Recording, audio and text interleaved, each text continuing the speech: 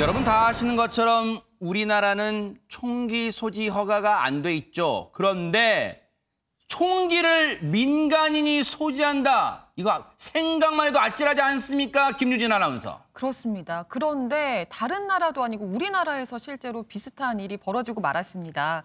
불법으로 총기를 제작하고 이를 판매까지 한 일당이 경찰에 최근 체포가 됐는데요. 그런데 이 불법 총기의 파괴력이 진짜 총 못지 않았다고 합니다. 영상으로 확인해 보시죠. 네, 두꺼운 7mm 합판 7장을 놓고 15m 거리에서 총을 발사하니까 합판 뭉치가 단번에 모두 관통이 됐습니다. 이번에는 합판 위에 일렬로 세운 맥주캔 4개, 순식간에 산산조각이 나서 사라지고 말았는데요. 이렇게 실제와 다름없는 강력한 파괴력을 가진 이 불법 총기, 심지어 버젓이 판매까지 되고 있었다고 합니다. 아니 최진봉 교수님, 지금 저 상황, 지금 우리나라에서 벌어진 상황 맞아요, 진짜로? 예, 그렇습니다. 저게 우리가 볼 때는 이해가 안 되잖아요. 어떻게 총기를 구입했을까, 민간인이. 네. 방법이 뭐냐면요. 인터넷으로 구매를 하는 겁니다. 세상에. 근데 이게 총기가 완성된 총기가 들어온 건 불법이라 안 돼요. 그러니까 인터넷에서 온라인에서 그 군사 전문 사이트에 참여하고 거기서 활동했던 7명이서 온라인으로 부품만 구입을 하는 거예요. 세상에. 그래서 각각 그 총기의 부품들을 구입해서 그걸 온라인의 영상을 보면서 인터넷 영상을 보면서 그걸 다시 조립을 하는 거죠. 그래서 총을 만드는 겁니다. 실제 최근까지 60여 차례 몰래 국내로 반입이 된 걸로 알려지고 있고요. 이게 또 문제는 뭐냐면 이 동호회 회원 중에 이런 일을 했던 동호회 회원 중에 군 부사관이 포함돼 있어요. 그래서 이게 어디서 처음 발견됐냐면 군 내에서 먼저 발견됐어요. 그래서 군 경찰하고 군 검찰이 관세청과 함께 이런 첩보를 입수해서 저 부사관을 수사를 했고, 그러다 보니까 이사 부사관뿐만 아니라 7명이 거기에 가담해서 현재 총을 60차례 이상 구매한 것으로 알려지고 있습니다. 아니 근데 총기 자체는 못 들여오는데 총기 부품을 들여올 수가 있습니까? 지금 김복준 의원님? 아마 이 발사체, 총알이 실질적으로 이거 출구로 나가게 되는 이런 부품만은 스프링이라든지 뭐 공이 같은 작은 것들은 뭐 이를테면 따로 분리해 가지고 장난감이라든지 자동차 부품이라든지 뭐 이런 식으로 해서 별개로 아마 수입을 해온 것 같고요. 세상에. 직접적으로 이게 총기 발사하고 연관이 없는 받침대나 손잡이 같은 거 있지 않습니까? 네. 이런 거는 이제 강화 플라스틱을 쓰는 거예요.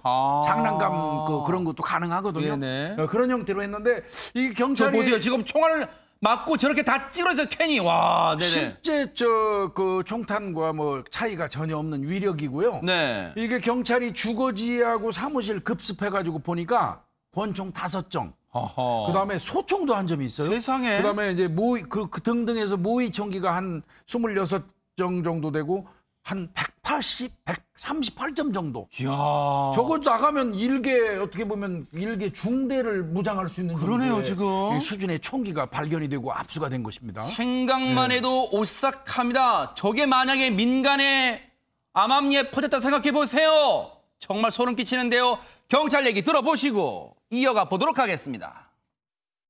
뭐 만화 작가라든지 작곡가, 일반 회사원, 이렇게 일반인들이 범행을 하였다는 데 특징이 있습니다. 그 SNS상에 일반인이 총기를 제작해서 판매한다는 첩보를 입수를 했고, 그게 군인이 포함되어 있었기 때문에 군사경찰하고 긴밀하게 공조 수사를 진행했습니다. 제일 처음에 제작의 의도는 이제 호기심이 이제 과도하다 보니까 이렇게까지 간 거고, 실제 구매자들은 호신용이라든지 뭐 전쟁 발발했을 때 가족을 보호하기 위해서 구매를 하였다. 이래 하지만 SNS상으로 거래가 이루어졌기 때문에 언제든지 폭력 조직이나 강력범죄 그 이용자들이 구매할 수 있는 구조였다는 것이 큰 문제였습니다. 이런 말도 안 되는 이거 말인지 막걸리인지 모르는 걸 이걸 믿으라고요, 지금 시청자분들한테. 그런데 저 총은 부품들을 조립해서 만들었다고 쳐요. 그것도 오싹한 일이지만 이 총알은 어떻게 그러면 만들고 제작하고 얻게 된 건가요? 김유진 아나운서. 네, 이들은요 불법 수입한 화약과 모형탄으로 공포탄을 제조해서 실제로 사격 연습을 했던 것으로 드러났는데요. 세상에. 뿐만이 아니라 실탄도 실제로 만들려고 했는데 계속 실패를 하니까 결국은 이 철수한 미군 부대 주둔지들 있잖아요. 여기를 돌아다니면서 금속 탐지기를 이용해서 유실된 실탄들 7개를 그렇게 수집했다고 합니다. 저 사람들 아주 조직적으로 움직인 거예요. 그런데 이 총이요. 일명 유령총이라고 불린다. 이게 대체 무슨 얘기입니까, 김복준 의원님? 뭐 미국 쪽에도 이런 게 많아요. 고스트건이라고 그러죠. 미국 쪽에서는 고스트건이라고 불리고 이제 우리는 그 풀어서 유령총이라고 일반적으로 이야기를 하는데 미국 같은 데서는 총기 소지 허가가 나가잖아요. 네. 그런 경우에 관리하기 위해서 총기 번호를 적어가지고 관리하지 않겠습니까? 그래요? 근데 그런 총기 그 번호가 없겠죠. 아. 이렇게 그 부품을 조작해서 만드는 거라면. 그러네요. 그러니까 이제 그걸 이제 유령총 이렇게 얘기하는 거고요. 관리 사각지대군요. 네. 그렇습니다. 이게 2007년도에 아마 다들 아실 겁니다. 미국 그 버지니아 공대에서 재미교포 조승희 사건 났을 맞아요. 때 그때 한 33명 정도가 사망하고 29명 정도가 다쳤지 않습니까? 그랬죠. 그때도 이 그 고스트건이 사용됐었죠. 아하. 그런데 이런 진짜 생각지도 못할 오싹한 저런 짓을 저지른 사람들 처벌 좀 무겁게 해야 되는 거 아닙니까, 양재민 변호사님? 네, 그렇죠. 현행법 이제 총포, 도검, 화약류 등 단속법 위반에 따르면 불법으로 총기를 제작해서 판매하는 경우에 대해서 이제 처벌을 하고 있는데요. 법정형은 3년 이상 혹 15년 이하의 징역 또는 3천만 원 이상 1억 5천만 원 이하의 벌금에 처해질 수 있게 되어 있습니다. 일단 이번 사건에서 주요하게 불법 총기를 제작하고 판매하는데 이제 중요한 역할을 한 남성, 40대 남성인데요. 이 남성은 현재 구속이 되어 있는 상태고요. 그리고 그 외에 이제 가담자, 현역 군인 등 6명은 지금 불구속 입건이 되어 있는 상황입니다. 그리고 또 한 가지의 문제점이 이러한 부품들을 다 이제 어쨌든 통과해서 이제 들여온 거잖아요. 그렇기 때문에 통과한 품목을 다 이제 파악을 했고요. 그래서 불법 총기 모두를 압수해놓은 상황인데 사실 이러한 유사한 범행이 또 있을 수가 있기 때문에 맞아요. 일단 경찰이 통관 절차에서 걸러지지 않는 그런 주요한 부품들에 대해서 관세청에 이제 제공을 하고 또 주요 총기 그 목록이라든지 범행 수법에 대해서 자세하게 지금 공유를 하고 있는 상황이라고 합니다. 정말로 양지민 변호사님 중요한 말씀 해주셨어요. 혹시라도 이 뉴스 이런 소식을 접하고 땀만 먹는 분들 절대 안 계시길 진짜 기대하겠습니다. 이런 생각 자체가 불법이고 나쁨만 먹다간 반드시 걸리고 그리고 죄값을 달게 받는다는 거 명심하시기 바랍니다. 꿈도 꾸지 마세요. 이런 거 나도 부품 수입해서 조립해볼까? 절대로 안 된다는 거 명심하시기 바랍니다.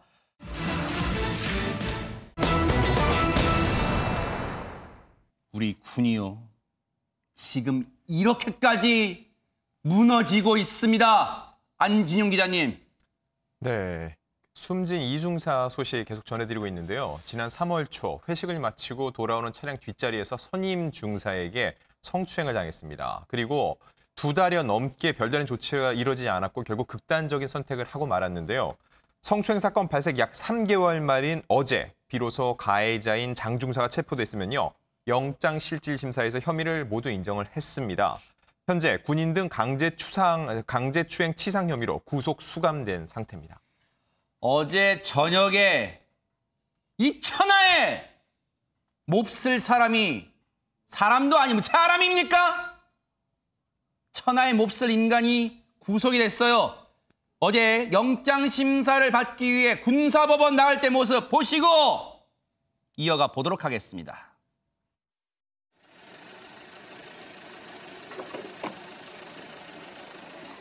피해자한테 미안한 마음 안 드시는지. 죄송합니다. 미안한 마음 조금도 없으세요? 마지막 기회 있으니까 여기까지. 어처구니 없는 게요, 김복준 의원님. 예. 이 천인 공노할 사건이 세상에 알려진 지 얼마 안 돼서 곧바로 구속시킬 수 있는 이 사안인데 왜 그동안 3개월 동안 뭉갠 겁니까, 그러면 이 사안을? 이렇게밖에 설명할 수 없어요.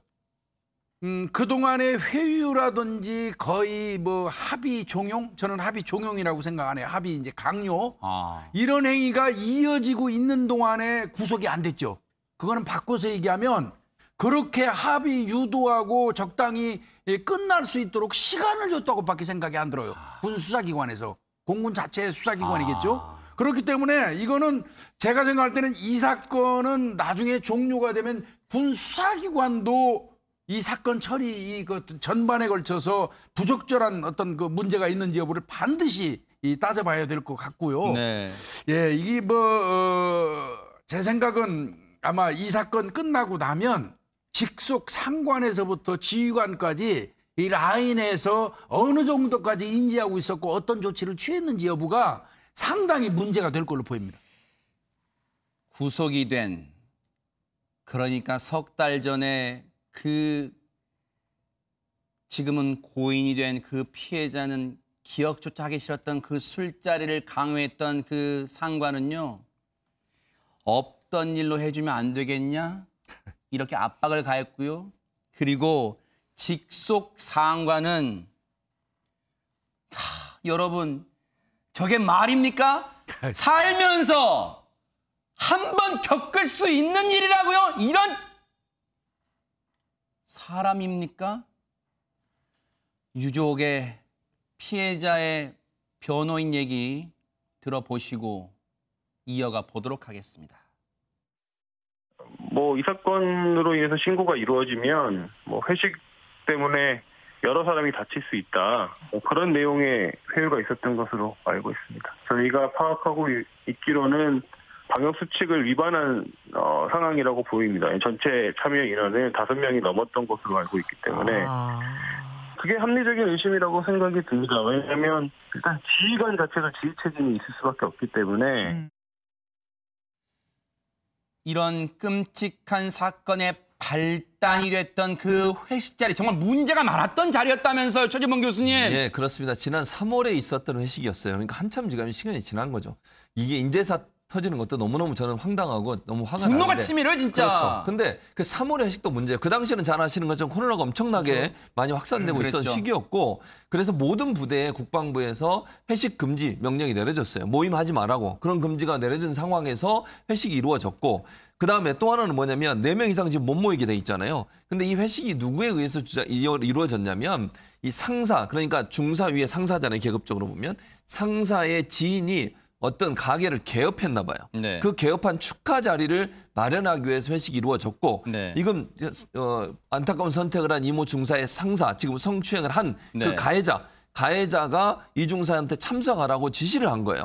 그러니까 결국 본인의 상사의 지인 개업 축하 그 자리에 회식을 했고, 그 회식에 자기 부하인 이모 중사, 지금 사망한 이모 중사를 오라고 한 거죠. 네. 그래서 회식이 이루어졌어요. 근데 문제는 뭐냐면 전체 참여 인원이 유족 측 변호사의 말에 따르면 네. 5명을 넘었던 것으로 알고 있대요. 그럼 방역 수칙을 어긴 거잖아요. 네. 그래서 나중에 이 문제가 발생하니까 이 상사라는 사람이 본인이 이것 때문에 피해를 당할까 봐, 즉 방역 수칙 어겼고 본인 때문에 회식이 이루어졌잖아요. 거기에 대한 우려 때문에 지속적으로 이 이모 중사에게 한번 그냥 넘어가 달라는 얘기를 했다는 거예요. 그러니까 2차 가해자는 그러네요. 명백하게. 그러니까 본인이 피해 당할 것, 본인이 어떤 처벌받을 것에 대한 두려움 때문에 결국은 이모 중사에게 2차 가해를 계속했다라고 볼 수 없는 상황이라고 말씀드릴 수 있습니다.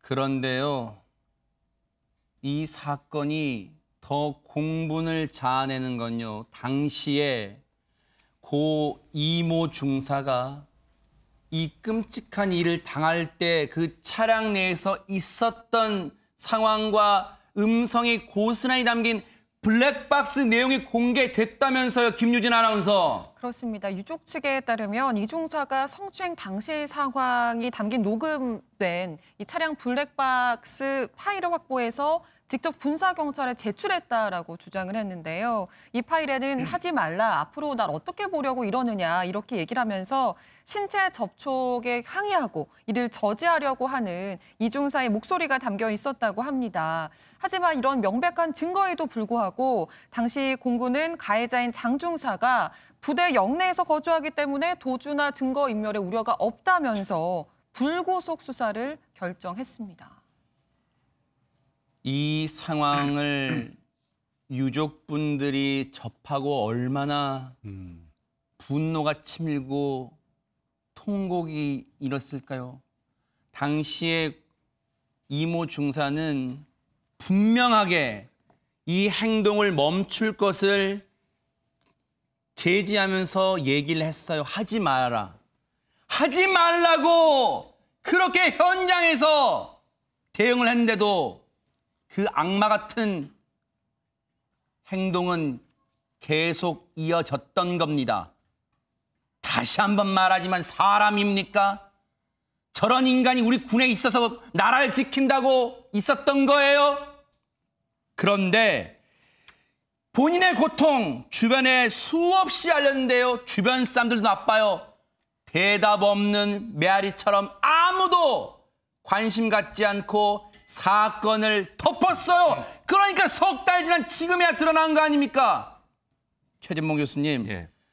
정말 분노가 치미는 공군의 대응은 여기서 끝나는 게 아니었다면서요. 그렇습니다. 이게 문제가 되냐면 뭐냐면 이걸 공군에서 이 문제가 발생했으면 증거가 2개나 있어요. 하나는 뭐냐면 블랙박스예요. 그 차에서 그 범행이 일어났거든요. 차에 2명만 있었던 게 아니라 운전했던 병사도 있어요. 그럼 블랙박스 영상만 봐도 이게 뭔가 잘못된 게 분명히 확인되잖아요. 두 번째, 이 사망하면서 너무나 억울하니까 이중사가 너무너무 억울하니까 자기의 마지막 장면을 자기 휴대폰으로 찍었어요.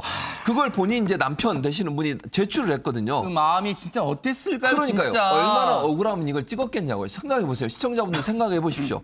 억울하고 분해서 도저히 이걸 어떻게 할 수 없어서 할 수 있는 방법이 자기의 마지막 장면을 자기가 찍은 거예요.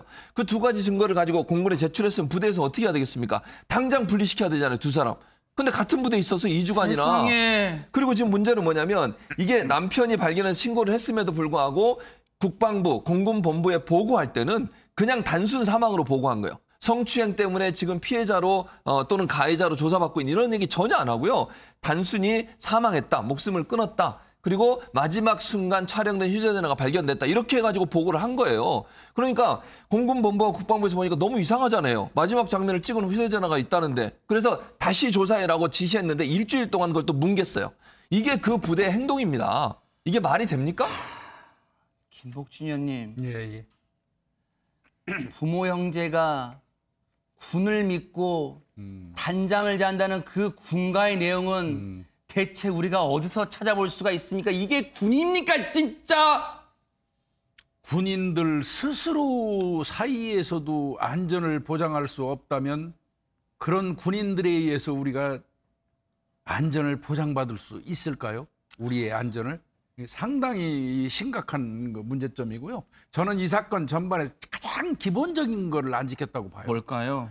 성범죄 사건이 발생하면 이유 야를 막론하고 가해자하고 피해자는 분리시키는 겁니다. 그거는 일반 사회에서부터 일반 공무원들 모든 사회에 똑같이 적용되는 기본인가요? 원칙이에요. 더더군다나 군 같은 경우는 분리시켜야 되는 이유가 또 있어요. 뭘까요? 총기를 취급하고 있잖아요. 얼마나 위험한 상황이 연출될 수 있습니까? 네. 피해를 당했다는 사람이 억하심정이라도 품을 수 있는 거고요. 네. 그래서 군 같은 경우는 어느 조직보다도 먼저 이런 사건이 발생하면 완전 분리를 시켜야 돼요. 네. 그거를 간과했다는 게 저는 이해가 안 가요. 이해가. 이런 엄청난 일을 당한 피해자는 이만큼도 생각하지 않았던 공군과 국방부 상황. 그래서일까요? 오늘 고 이중사의 유족이요. 추가 고발장을 제출했습니다. 관련 얘기 들어보시고 이어가 보도록 하겠습니다. 이 사건 군에서 얼마나 조직적으로 은폐를 하였는지 혹은 그와 관련해서 가해자들이 누가 있는지를 밝히기 위해서 저희가 우선은 지금 3명을 추가로 고소하였고 1년 전에 강제추행 당했던 부분이 하나 있고 이 사건 은폐의 중심에 서 있는 부사관 중에 한 명은 피해자를 직접 강제추행한 부분이 있어서 그 부분 고소장 제출하는 겁니다. 예. 여러분 들으셨어요? 정말 충격입니다. 우리 군이 이렇게까지 썩었습니까? 이번에 드러난 거 말고 안지훈 기자님 또 있었다는 거 아니에요? 알아봤더니. 네, 유가족에 따르면 오늘 이 고 이중사가 지난해에도 다른 간부에 의해서 최소 2차례 이상 더 성추행 피해가 있었다고 주장을 하고 있고요. 그러면서 한 3명에 대해서 직무유기, 강요미수, 강제추행 등의 혐의로 국방부 감찰단에 고소장을 제출을 했습니다. 이 이중사의 변호인에 따르면요. 이번 사건 역시 회식 과정에서 있었던 강제추행으로 보고 있다고 하고요. 상관에게 보고는 했으나 신고는 되지 않은 것으로 알고 있다고 얘기를 했습니다. 이게 사실이라면요, 군 내부적으로 무마했다는 의혹이 제기될 수밖에 없는 대목입니다. 국방부 장관은 이제서야 유족을 찾아서 엄정 수사를 다짐했습니다. 관련 얘기 보시고 이어가 보도록 하겠습니다. 꼭 이렇게 뒤져본 놈도 오시라고 하고 이렇게 억울합니다. 이렇게 청원해야지만 장관님이 오실 수 있는 그런 상황에 정말 유감스럽습니다.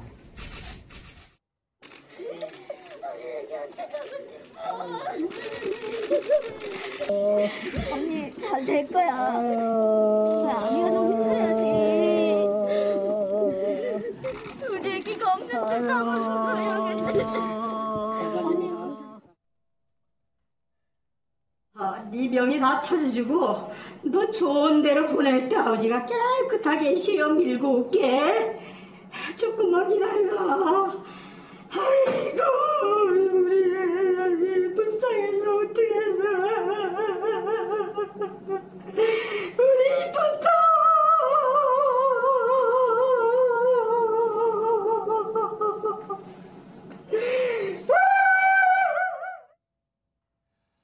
최진봉 교수님, 예. 엄정 수사는 반드시 해야겠죠. 하지만 고 이중사는 이미 세상을 떠났습니다. 이건 엄연한 뒷북 수사입니다, 지금. 그렇죠. 뒷북 수사죠. 만약에요, 정말 역사를 되돌려서 3월에 이 사건 터졌을 때 그 당시 수사를 제대로 했으면 이중사가 이런 선택을 했을까요? 저는 아니라고 봅니다.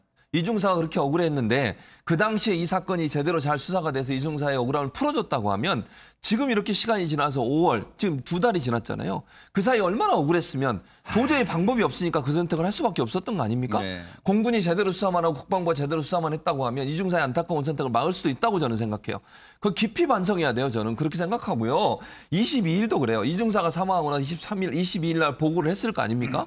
그것도 제대로 수사를 어떻게 했냐면 공군 참모총장에 보고하고 국방부 장관에 보고를 했어요. 문제는 공군이 그 수사를 사고가 발생했던 그 부대에 그냥 맡겼어요. 그러니 2차 가해 의혹이 계속 생기는 거 아닙니까? 네. 그 부대에서는 어떻게든지 막으려고 하고 이게 밖으로 안 나가게 하려는 의도를 가지고서 계속 2차 가해를 하고 있는 상황인데 그 부대의 담당 수사를 하면 제대로 되겠습니까? 그러니까 23일 날 사촌 동생이 인터넷에 글을 올렸어요. 이거 제대로 수사가 안 되니까. 글을 올리니까 그때서야 다시 또 보고가 들어갔고요. 그래도 그 부대에서 계속 수사를 하고 있었는데 잘 아시는 것처럼 지난 1일 날 이게 청와대 청원글에 올라갑니다. 그리고 언론이 보도를 해요. 그러니까 그제서야 국방부가 이거 수사 너희가 하지 말고 국방부로 보내. 그래 지금 국방부에서 하고 있는 거예요. 뒷북 수사죠. 뒷북. 아니 3월에 수사를 했다고 하면 이런 사건이 저는 터지지 않았을 걸로 보고요. 이런 안타까운 일이. 그리고 이 사건이 터졌으면 그 해당 부서에서 수사가 되겠습니까 제대로? 군이라고는 지휘계통이 통하는 나라에서. 그리고 한 가지 더 말씀. 제가 군에 7년 있었지만 군이라는 기관은요. 지휘계통이 다 처벌을 받아요. 만약 이런 일이 발생하면. 감추려고 하지 않겠습니까? 만약에 지휘관 같은 경우에 자기 진급에 영향을 미친다고 생각하면 가능한 한 이 문제 좀 쉬쉬하고 넘어가려는 의도를 보일 수밖에 없어요. 물론 그분들이 했는지 아닌지는 저는 모릅니다. 그러나 그런 의도는 충분히 볼 수 있기 때문에 상급 기관인 국방부가 먼저 했어야죠, 수사를. 그런데 이걸 해당 부대에 계속 맡겨놨다는 것도 국방부가 할 말이 없는 겁니다. 시청자분들 또 국민분들은 이런 생각하실 거예요. 지금 이 얘기 들으시고 썩었어요. 우리 군이 아주 이렇게 썩었습니까? 국방부가 뒤늦게 정신 차리고 공군에서 수사 주체를 국방부 검찰단으로 그제서야 바꿔요? 이게 국방부입니까? 100일 넘게 뭉개다가 이제야 수사 속도 내는 척하는 국방부. 오늘 정례 브리핑이 있었는데요. 어떤 모습이 빚어졌는지 한번 보시고 이어가 보도록 하겠습니다. 100일 넘도록 제대로 수사가 안 되다가 국방부 검찰단으로 사건을 이관한 이후 빛의 속도가 돼요. 그죠? 네. 법이라는 거는 정말 만인의 평등해야 되고 그건 어떻게 군대의 법은 이래요? 그래서 이제 이렇게 고무줄이에요. 앞으로도 가만히 있다가 덮고 있다가 밖에서 무슨 비판 나오고 그러면은 바로 구속시켜 버리고 밖에서 얘기 안 나오면 계속 덮고 가고 그렇게 할 거예요. 이거 완전 권위주의 시대 군대 모습이 지금 다시 나타나고 있는 거예요. 21세기에. 아니 그렇게까지 이제 보는 거는 좀 무리가 있는 것 같고요. 아니, 뭐 맞잖아요. 물론 지적은 충분히 이해합니다. 이해하고 이거 장관이나 총장이나 누가 책임져야 되는 거 아닙니까?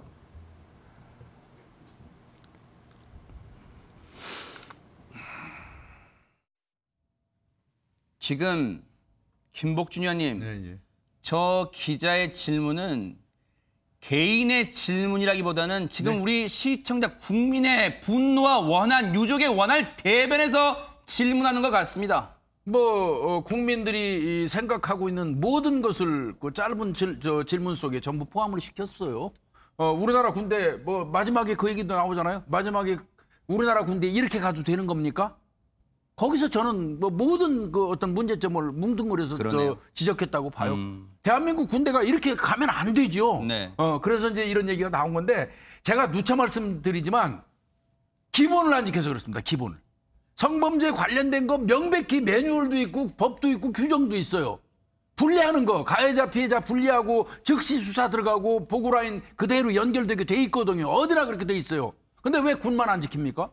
그래서 이런 사달이 일어난 거고요. 아까 최진봉 교수님 말씀하신 것처럼 전 깜짝 놀랐네요. 지난 3월에도 그런 일이 있었는데 그거를 그냥 넘어갔다는 거 아니에요. 이 중사가 왜 극단적인 선택을 했는지 한편 이해도 가네요. 아주 무력한 거예요. 그래요. 야, 내가 예전에도 당했는데 아무 하소연해봐야 들어주는 사람 없더라. 계란으로 파헤치는 심정이었을 근데 거예요. 근데 이번에 또 몰상식하게 당했는데 이번에도 내가 얘기하니까 합의하라고 종용이나 하고 거의 강요하다시피 하고 나한테 도움되는 사람은 주변에 아무도 없다. 심지어는 본인하고 결혼하는 그 남자, 그 같은 군인이잖아요. 그 사람을 통해서도 외압을 줬다는 거 아니에요? 그럼 본인이 얼마나 무력하고 이 좌절감을 느꼈겠습니까? 네. 진짜 정말 많이 이번에 반성해야 돼요, 이거. 국방부는 엄정 수사를 다짐했는데 그렇다면 앞으로 수사는 어떻게 전개될까요, 양재민 변호사님? 일단은 군 검찰과 군사 경찰 그리고 국방부가 합동 수사단을 꾸려서 수사를 하게 될 예정입니다. 그리고 민간인도 참여를 하는 그 수사 심의위원회를 또 만들어서 군 검찰 내부에 이제 그렇게 심의위원회를 아래로 둬서 이제 운영을 할 예정이라고 하고요. 일단은 군 관계자가 밝힌 바로는 원점부터 다시 철저하게 수사를 하겠다라고 이제 발표했습니다. 조직적인 은폐라든지 회유, 협박의 가담 정황이 있는 그 부대 관계자에 대해서는 다 소환을 해서 조사를 하겠다라고 밝혔고요. 사실 유족들도 지금 13일째 장례를 미룬 채 엄정 수사를 촉구하고 있는 상황이고 이와 관련해서 이제 문재인 대통령도 엄정한 처리를 지시를 한 상황이기 때문에 일단은 합동 수사단이 철저히 수사를 하겠지만 사실 또다시 이런 일이 군 내에서 발생하지 않도록 하기 위해서는 실질적으로 합동 수사단이 얼마나 실익이 있는 수사 결과를 내놓는지가 또 관건일 것 같고요. 우리 모두가 지켜봐야 될 것 같습니다. 고 이중사는 안타깝게 극단적 선택을 하면서 우리 곁을 떠났고 가족 곁을 떠났습니다만 이 사건 결코 지금 끝낼 수 없습니다. 진실이 더 밝혀질 때까지 뉴스파이터 시청자 여러분과 함께 이 사건 바짝 따라붙어 보도록 하겠습니다.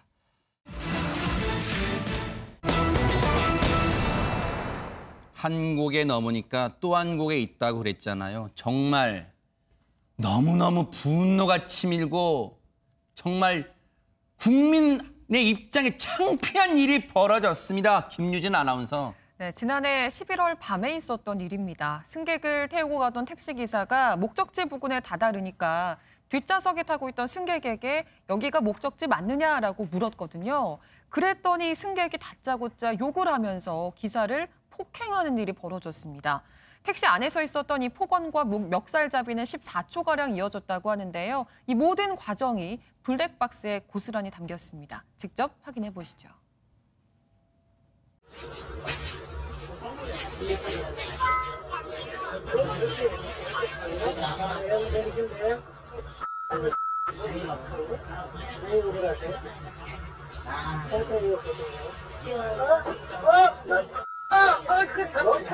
같이 켜 이거? 같이 켜 이거? 우리 택시 기사야, 택시 기사. 네? 신고할게. 뭐가 지나갔어요? 네? 같이 켰습니다. 경찰서로 갔어요. 시청자 여러분, 제가 왜 분노를 넘어서 국민의 한 사람으로서 부끄럽다고 말씀드렸는지 이해 가실까요? 최진봉 교수님. 저 안에 저 행동을 하는 사람이 누구냐면 현직 법무부 차관입니다. 현직 법무부 차관이 본인이 차관으로 임명되기 한 달 전에 택시 안에서 택시 운전기사를 폭행하는 장면입니다. 14초가량 영상인데요. 저런 모습 보니까 참 저런 분이 어떻게 차관이 됐는지 이거 좀 안타까운 생각이 들고요. 물론 저 사건이 터지고 나서 본인은 지금 사표를 제출한 상태입니다. 아직 사표가 수리가 안 돼서 현직 차관의 신분이고요. 본인 휴가 중인데 빨리 사표를 수리해야 된다고 저는 봅니다. 네. 저런 사람이 하루라도 더 우리나라의 차관의 자리에 앉아 있는 것은 국민의 한 사람은 상당히 불쾌한 일이라는 생각이 듭니다. 법무부 차관입니다. 법무부 차관이랍니다. 김복진 의원님, 법무부 차관이요. 법무부 차관. 예. 사실 장관은 정무직이죠. 실질적으로 어떤 그 부서에서 법무부의 실질적인 어떻게 보면 책임자라고 그러는 경우는 이제 차관 같은 경우를 이제 말하는 건데, 그렇다면 적어도 대한민국에서 법과 관련해서 해석을 하고 법을 지켜라 마라 하는 그 어떤 권위적인 기관의 수장이에요. 저런 분이 술에 취해가지고, 물론 뭐 임명되기 직전이라고 하지만 그 술에 취해가지고 그 기사를 폭행하고, 근데 이제 저는 제일 이제 저분이 술 먹고 저 실수한 것도 문제지만요, 기사를 폭행하고 난 이후에 1,000만 원을 주고 합의를 했다고 그래요. 근데 일반적으로 저도 뭐 일선에서 한 30년 넘게 있었지만 저 정도의 어떤 폭행을 행사하고 1,000만 원씩 주면서 합의 안 하죠. 하하. 예, 이게 과다하게 많이 줬는데, 그렇다면 혹시 블랙박스 찍혔다고 얘기 막 하잖아요. 운전기사분이 조금 전에. 그 영상을 삭제하는 대가로 지워달라고 부탁하면서 과다한 1,000만 원을 지급한 게 아닌가. 그렇다면 이제 두 번 더 첫 번째 잘못한 거에 더해서 더 나쁜 짓을 이제 하게 된 결과가 되는 거죠. 예, 그걸 좀 따져봐야 할 것 같습니다. 예. 저 영상이 어제 한 언론사 방송을 통해 공개가 됐고요. 파장이 어제 밤새부터 오늘 지금 이 시간까지도 더 일파만파 번지고 있는데, 이와 관련해서 이용구 차관 입장을 내놨습니까? 안진용 기자님. 네, 이 입장문이 나왔는데요. 그 내용을 보면은요, 사건 발생 이틀 뒤인 11월 8일 사과와 피해 회복을 위해서 택시기사분을 만났다고 하고요. 그 자리에서 진심으로 사죄한 뒤 합의금으로 1,000만 원을 송금했다고 밝혔습니다. 그리고 이어서 통상의 합의금보다 많은 금액이라고 생각을 했지만 당시 변호사였고 공수처장 후보로 거론되던 시기였기 때문에 위 금액을 드리게 되었습니다라는 입장문인데, 이 내용도 뒤집어 보면은요, 공수처장 후보로 거론되던 시기가 아니었다면 이 금액을 드리진 않았을 거다라고도 해석될 소지가 있거든요. 과연 진정성 있는 사과와 해명이었는지에 대해서는 의문이 듭니다. 이거 본인이 함정 자기 발목 잡은 거예요. 관직값이잖아요, 관직값. 이 합의간 관직값을 준 거잖아요. 본인이 지금 자기 입으로 얘기한 거잖아요. 하하, 정말 코미디입니다. 그리고 그 자리에 가고 싶었습니까? 자, 그 자리에서 이용구 차관은 그 자리에서 진심으로 사과를 했다고 했지만요. 사과라는 게 우리 김복진 의원이 늘 강조하지만 사과는요, 받아들이는 사람이 느끼는 게 사과예요. 택시기사님의 얘기 들어보시고 이어가 보도록 하겠습니다. 사람이 나한테 진정성 있게 사과를 했을 때는, 요번에 경찰 조사에 갔을 때는 진정성이 없는 거야. 요번에 이용구 씨를 불러서 조사를 했는데 하는 과정에 나한테 전화가 온 거야. 기사님이 얘기한 거고 틀린 부분들이 좀 있대. 그래서 나오셔야 된대. 어떤 점들이 좀 틀렸어요? 그쪽에서 말하는 것들이? 전화상으로. 내가 뒤에서 기사님이 와서 문 열고 깨우는 과정에서 멱살을 잡혔다고 그러고 내가 무서워. 그래서 내가 이 사람 큰일 날 사람인데 왜 거짓말을 시키라고 그래? 내가 바로 단호하게 그렇게 얘기를 해. 내가 이제 경찰한테 아니다라고 얘기를 했지. 이용구 씨가 조사를 받으면서 그렇게 얘기를 했다는 거예요. 내가 뒷문을 열고 해문은 제가 가벼워지니까 뭐 그렇게 제안을 했다는 거예요. 양지민 변호사님, 지금 택시 기사님이 마지막 부분에 했던 얘기는 대체 무슨 얘기일까요? 시청자분들 이해를 돕게 좀 설명을 좀 부탁드릴까요? 어떤 상황이었다는 거예요? 그러니까 이용구 차관 입장에서는 그 택시 기사님에게 차를 세우고 내려서 기사님이 본인을 깨우려고 하던 중에 이런 일이 발생했다라고 이제 진술을 해주면 어떻겠냐라는 이야기를 했다라는 것인데 거기에는 큰 이유가 있습니다. 사실 특정범죄 가중처벌법에 따르면 운행 중인 자동차의 운전자를 폭행, 협박한 경우에 가중처벌을 하게 되어 있습니다. 5년 이하의 징역 또는 2천만 원 이하의 벌금에 처하도록 되어 있고 이 범죄는 반의사 불벌죄가 아닙니다. 그렇기 때문에 피해자와 합의를 한다고 하더라도 처벌이 되는데요. 여기에 운행 중인 자동차라는 것에는 여객의 승하차를 위해서 일시 정차한 경우까지 포함이 됩니다. 네. 그런데 이제 이용구 차관 입장에서는 사실은 이게 반의사 불벌죄가 아니다 보니까 택시기사분과 합의를 하더라도 본인이 이제 처벌될 여지가 있는 것이죠. 그렇기 때문에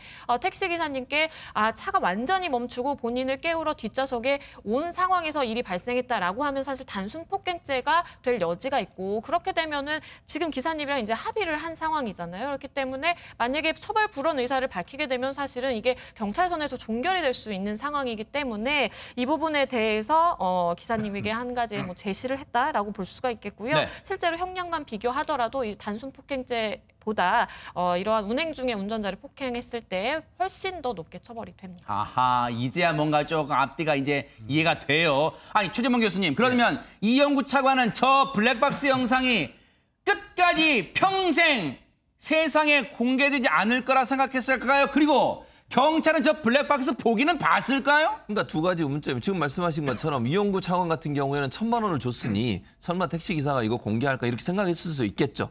그랬다고 하면 본인이 저렇게 얘기해도 공개되지 않으면 모르잖아요. 말만 있으니까. 그러니까요. 그런데 이게 공개될 수밖에 없지만 택시기사 입장에서는 이용구 차관이 거짓말을 하는 거잖아요. 지금. 억울하잖아요, 진짜. 그럼 자기가 억울하게 되는 네. 거예요. 그러다 공개될 수밖에 없었고 두 번째 경찰이 그럼 왜 이걸 확인 안 했느냐의 문제. 제가 볼 때 확인을 안 한 것인지 했는데도 그냥 넘어간 것인지 모르겠어요. 내사 종결했단 말은 양지민 변호사 설명처럼 단순 폭행으로 처리한 거잖아요. 이거만 특가법으로 처리했다고 하면 내사 종결이 될 수가 없죠. 그런데 특가법이 아니라 단순 폭행이고 합의가 됐으니까 그냥 내사 종결했다. 이렇게 지금 밝히고 있는데 경찰이 처음에 이렇게 했던 것은 명확하게 모든 사건의 전말을 다 살펴보지 않은 상태에서 단순하게 결론을 내린 거잖아요. 그러니까요. 이건 문제가 있다고 볼 수밖에 없습니다. 네.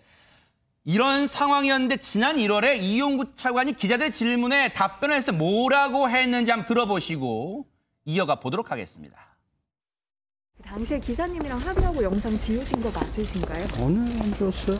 어제 입장문에서는 영상 제출돼서 다행이라고 하셨는데 어떤 의미인가요? 그 객관적인 진실 발견에 도움이 되니까 그런 취지죠. 일단 변호인 통해서 말씀드리겠습니다. 그 운행 중 아니었다고 지금도 확신을 하시나요? 그렇게 나오는 것 같은데요. 저는 잘 모르겠습니다. 잘 모르시겠어요? 네. 그러면 폭행한 것에 대해서 인정하시는지. 사건이 진행되고 있는데 조사 중인데도 말씀드리기가. 김복준 의원님. 저 때는 정말 블랙박스가 만천하에 공개될 줄 꿈에도 몰랐던 것 같습니다. 네. 본인이 아까 그 얘기하는 내용 보니까 영상 제출이 되어서 다행이라고 이제 해서 다행이라고 말씀을 하셨어. 그러니까 객관적인 진실이 관련돼서 도움이 돼서 그렇습니다. 이렇게 얘기를 했는데요. 그러면 좀 앞장서서 블랙박스 챙겨가지고 먼저 제시를 하시죠. 그러네요. 네. 왜 그동안은 꾹꾹 그걸 말씀을 안 하셨는지 이해가 안 가고요. 네. 지금 우리가 지금 영상을 보니까요. 기사분이 도착했다는 그게 나오네요. 멘트가. 네. 그러면 아직 그 시동이 켜져 있는 상태예요. 바꿔서 얘기하면 운행 중인 상태입니다. 네. 운행 중인 상태에서 운전자를 폭행하면 명백히 특가법이 맞습니다. 네. 저게 단순 폭행으로 이 바뀔 수가 없어요. 영상이 진즉에 나왔다면 그거는 바뀔 수가 없는 거고요. 차제에 제가 한마디만 꼭 하겠습니다. 아마 경사급 이 담당 경찰이 이 사건을 취급한 걸로 알고 있는데요. 늦지 않았습니다. 혹시라도 직간접적으로 본인이 사건을 취급하는 데 있어서 어떤 영향력을 행사한 누군가가 있다면 지금이라도 얘기하는 게 맞습니다. 양심 고백인가요? 그게 대한민국 경찰이 사는 길입니다. 네. 임명권자인 대통령한테도 누를 끼친 거예요. 이용구 차관 아시겠어요? 반성하세요. 하지만 이 반성으로 끝날 게 아닙니다. 앞으로 이 재판 결과도 좀 지켜보도록 하겠습니다. 자, 오늘 얘기 들으시면 답답하셨죠? 그래서 저희가 준비해봤습니다. 기분 전환하실 겸 4인 4색 대결 한번 보시고 이어가 볼 텐데요. 첫 번째 주인공 모두 만나보시고 이어가 보도록 하겠습니다.